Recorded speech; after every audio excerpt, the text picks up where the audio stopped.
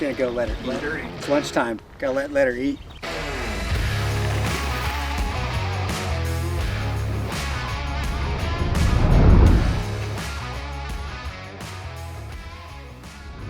Hey, it's Jordi from Fox, and we're out here today to break down our float line of shocks. At Fox, we always try to make a shock that fits the type of riding that you want to do, and we realize that sometimes that can get a little bit confusing. So we're going to go through each shock step by step and kind of show you the ride qualities and different characteristics of each shock. So we're going to start with our Float SL. This is aimed squarely at the XC market, but it's also a great choice for all-around riding. It's our lightest shock to date. It comes with a 3-position lever that will adjust your riding platform. Then again, we talked about this little adjuster, the 1, 2, 3. That sets how firm you want it in your open mode, and it's basically a low-speed compression adjuster, which can incrementally increase your low-speed damping, just giving you a little bit more platform if you need it. Then you have your rebound adjuster, which does what rebound adjusters do and slows the rate of return of the shock. You also have volume spacers internally that can adjust the ramp of the air spring, and of course your Schrader valve for adjusting your spring and air pressure. So we've got our Float SL mounted up on our test bike, and as with any kind of testing, you want to keep the variables to a minimum. We're going to use the same bike, whether it's appropriate for the shock or not. All we're looking for is ride feel. We got Sean ready to ride, and he's going to go do some laps on our test track and give us some feedback.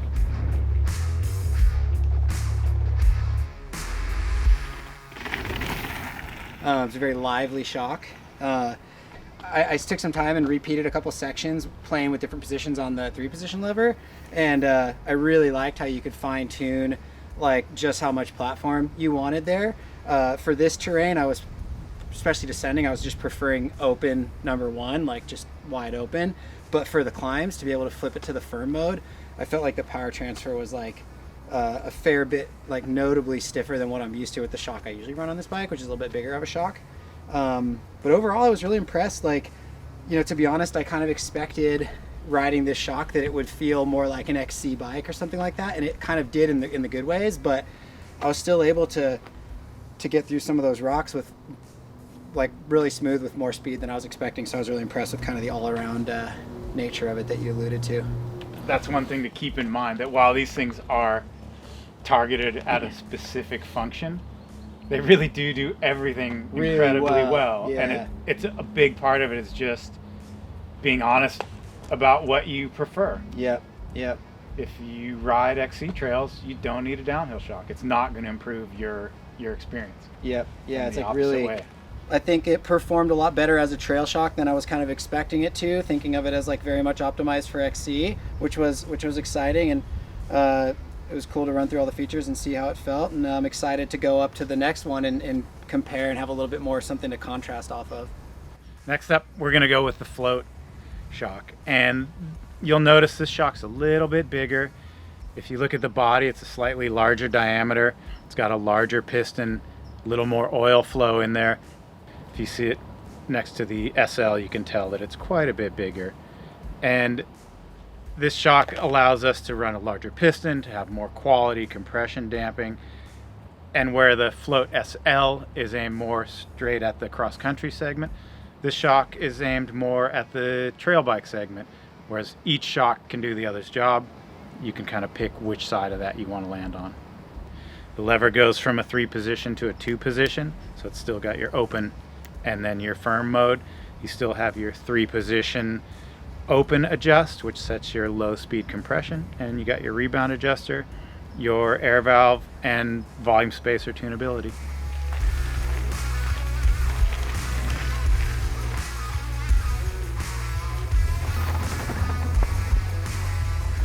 Really good. Like in a lot of ways really similar to the SL, but I think like the two distinct differences that I could feel is like, one is progression. Like this feels a little more linear and a little bit more bottomless in that way, which I assume is the larger air volume.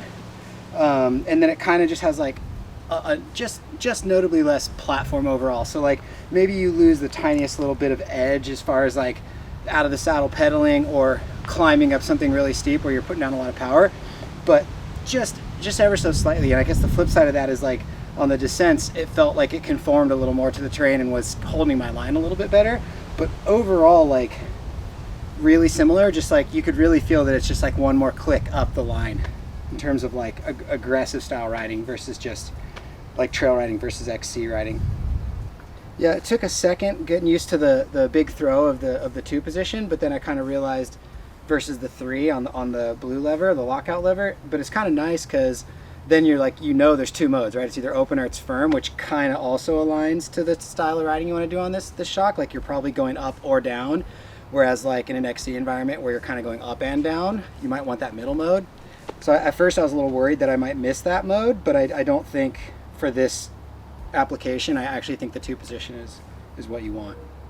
So we just finished up with our float shock, and now we're going to move on to a slightly different shock.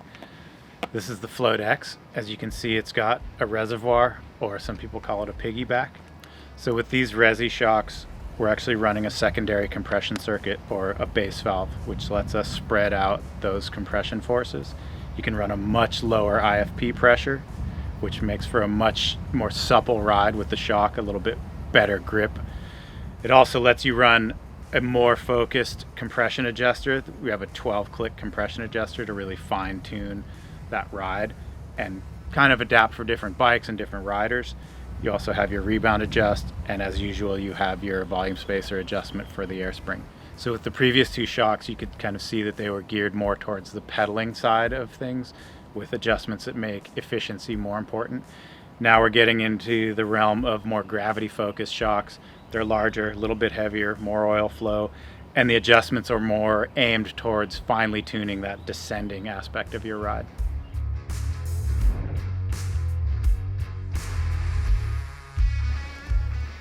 The Float X was great. There's some pretty chunky stuff here, and so I feel like those were the areas where I was really able to sense sort of like what you were talking about with the base valve and the IFP pressures, like compared to, coming right off the float and having that in mind, like really helped me key into that. And like definitely you do feel like the initial stroke is notably more supple, like yet again another step, or even almost like 2 steps than say like the difference from the Float SL to the Float was like pretty similar in that respect. A small difference. This is like a notable difference. Definitely feels like from a rider's perspective, like I feel like that equates to like my tire feels stuck to the ground, like in a really nice way, both climbing and descending. Climbing feels a little slower and a little squishier, but it also feels like the tire is like glued to the ground. So really cool. And then I also found, we've got like this steep fire road climb section here. You can kind of just shut that off by flipping the firm switch. You throw that thing over and then it's like, now it's basically a Float or Float SL, which was kind of cool. A little bit of best of both worlds, at least in terms of the way it pedals, if not the fact that it weighs 160 or maybe 200 grams heavier than a Float SL, 160 heavier than a Float. You don't really feel that at the seat of your pants though. I didn't get a chance to really mess too much with the 12 position compression. I set it like at, where is it at right now? It's like at 2. So that's low speed. I think like I probably could have played with that a little bit more, but I wasn't feeling like I was missing anything, and I was mostly relying on this climbing switch for that compression support. But I was impressed with the all-around versatility as well. Nice. So we just came off our Float X, which is our first piggyback model, and now we're going on to the big dog of the Float X2. You can see this one's even larger body. It's got a bigger reservoir. It's got a larger eyelet. This shock actually has 4-way adjustable damping, which is high and low speed compression damping, high and low speed rebound damping, as well as your normal volume spacer adjustment and pressure adjustments.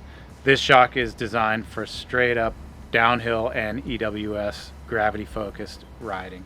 It still has your firm mode adjust here, which definitely helps in your climbing situations, but it is designed for gravity.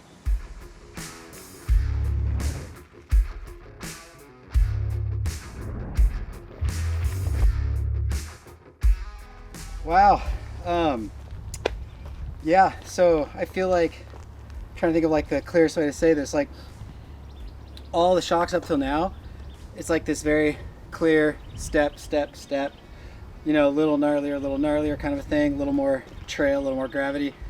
You jump up to the X2 and it's like, you feel it. It's like 2 jumps or 3 jumps up from, I would say, like from Float X. Like, you talk about the large diameter architecture, like you feel that. This shock to me, like if you threw this on my bike and covered it and told me to go ride the trail and you asked me what I was on, I would have guessed it was a coil. Like it just feels stuck to the ground. Like every little undulation of the terrain, I just have grip. I'm glued to the ground.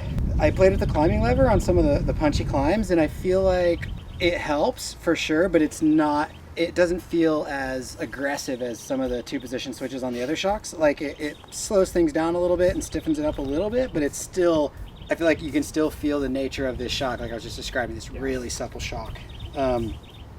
Biggest takeaway was just the confidence. Like this trail's got some pretty rough stuff, and you know, this shock by far just gave me this confidence of like, whoa, I can go a lot quicker through there than I felt like I could, which was like really exciting and super fun. So for the downhill sections, this was like a game changer. It felt awesome. Good. It's what you should feel.